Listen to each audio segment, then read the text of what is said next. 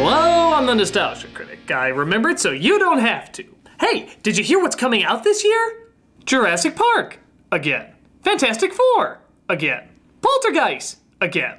Cinderella, again. Star Wars, again. And movie giants Iron Man, Hulk, Captain America, and Thor all in the same movie.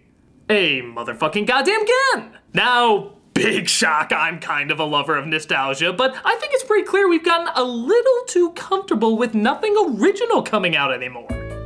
I mean, don't get me wrong, for years Hollywood has given us sequels, remakes, and adaptations of anything popular, but there's also a mix of new material as well. New stories and new characters we can add to our mental library of beloved classics. But now, from comic books to existing movies to even friggin' toy brands, everything is based on something we've already seen before. Yes, I know the theory that there's only 7 stories and we're just doing variations of the same 7, but exact same names, characters, and situations don't offer much for people who claim they crave variety. So, why are we so tolerant and accepting of this? Well, in some respects, many aren't. After all, aren't you used to hearing that groan from the audience when something they love is getting remade? You know that groan, you hear it whenever they show the trailers. The one that starts with, they're remaking Nightmare on Elm Street? They're doing a film version of Bewitched? They're fucking what? It's more than likely you've gotten in a group conversation claiming Hollywood is out of ideas, and most of the people in that conversation agreed with you. But that still doesn't stop you from going to see them, does it? You're still gonna see Hunger Games, you're still gonna see Guardians of the Galaxy. A lot of this centers around the old saying that there's no such thing as bad press. Now true, bad press has destroyed many people as well as projects, but those who know how to be smart and use it to their advantage are still reaping the benefits from it. Let's say you have 2 movies. One is a totally original idea about a pissed off woman who has to deal with the end of the entire friggin' world. It has great actors you recognize and has been praised by dozens of critics all around. Then you have a movie like Smurfs. It doesn't matter how well I made this one sound, you immediately have a connection with this one. You grew up with it and or are familiar with it, and hearing that there's now a movie version about them will get some sort of response. Now it could be, that movie looks awful, I can't believe they made a film out of this shit. And chances are it'll be exactly as bad as you'll think it is. However, you're not going to forget about it, and that's exactly what the studio wants. With something new, it's a bit of a crapshoot. Maybe it piques your interest, maybe it has stars you might like, but something like Smurfs has already proven to be a success in the past. It made money and you remember it. So the chances of it making a connection to you is increased.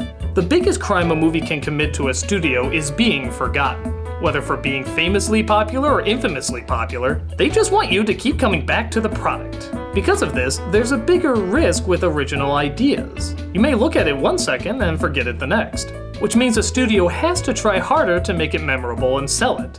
With something that was popular before, the audience is already there.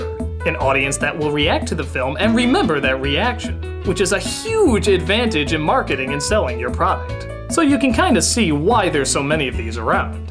Now that doesn't mean there aren't original ideas that can do well and take the world by storm, but why would a studio take a risk that nobody would see an original idea when you're guaranteed somebody will see one based on something else? And hey, if you didn't grow up with it, it'll be a new idea to you. Hell, I doubt all kids knew what Smurfs originally were when the movie came out. So they're seeing a brand new idea on the screen that, what a shock, has years of shows and other movies they may want to follow, which will get the owners of that property even more money.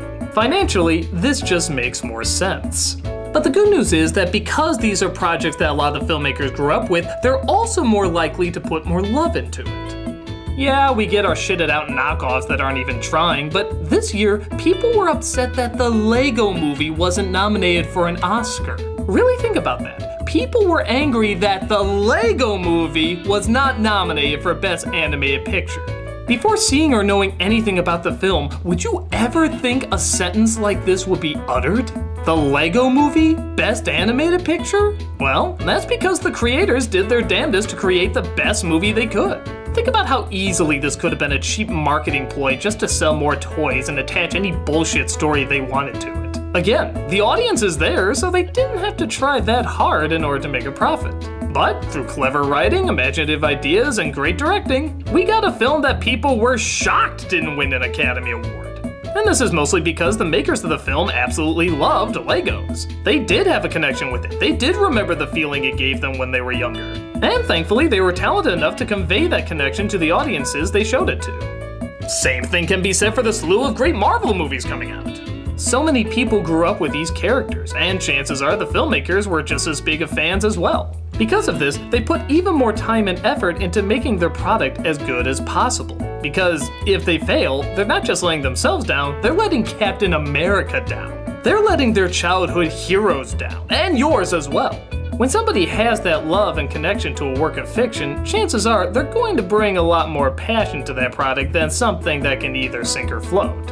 Adaptations of childhood nostalgia have gone from being half-assed rarities to the record-shattering norm. So in a bizarre way, the question is, why the hell should we put up anything original anymore?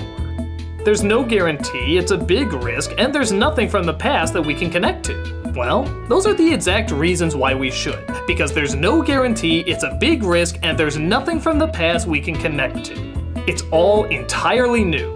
Ideas like Batman and Planet of the Apes had to originally be created, not retold. So even though there are a lot of good reboots, sequels, and adaptations coming out, original ideas are still just as important as they ever were. Does that mean we'll always be caught in this endless loop of repeat creativity? Unlikely. First of all, there are original ideas coming out, they just don't get as much attention. These are art house films and independent films, and hell, even some of them are surprisingly catching on.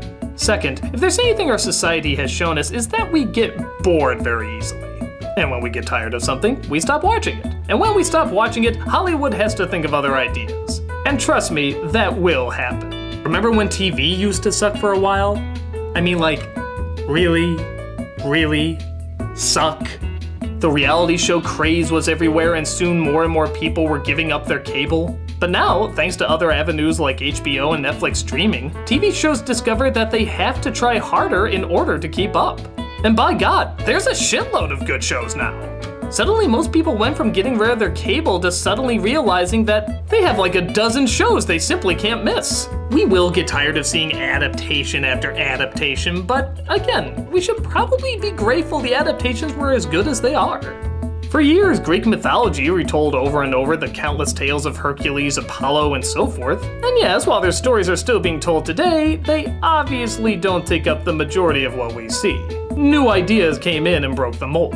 The same thing is more than likely to happen here. It'll die down after a while, allowing only the true great timeless ideas to live on in the future. So if you like adaptations, enjoy them while they last, there's a lot of good ones out there.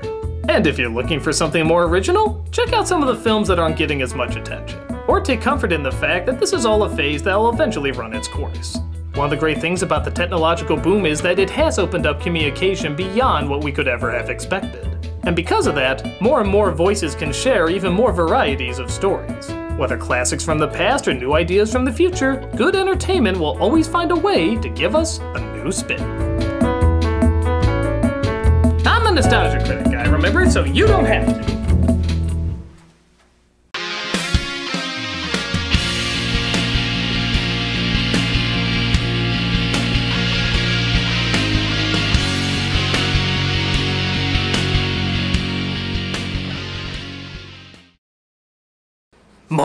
We need even more contestants for our game show. Filming is going great, and we've already shot a couple, and we need even more people. So if you think you can take me on as the nostalgia critic in nostalgia knowledge and have a lot of great laughs, meet Brad Jones, all sorts of good people, go ahead and send an email here. Go ahead saying who you are, and yeah, just go ahead and send it, and hopefully we can meet up, and you can challenge me to the ultimate experience of challenging me. So hopefully I'll see you guys there. Take care.